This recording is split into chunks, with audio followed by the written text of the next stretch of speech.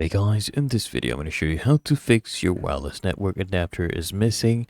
So all you need to do is reset your network settings. So you right click here, okay, on the star icon here, the bottom left, click on settings. Now here I'll show you what exactly you need to do. Once you click on settings, come here and click on network and internet. Okay, now here, make sure you're under status, right? And under status, I want you to go ahead and scroll down.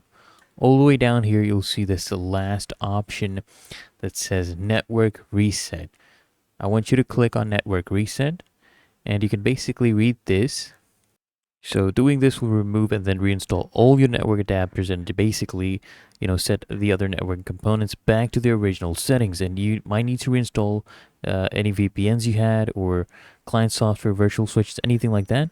And your PC will also be restarted. So if you have any important work you're doing, make sure you save that and then click here on reset now.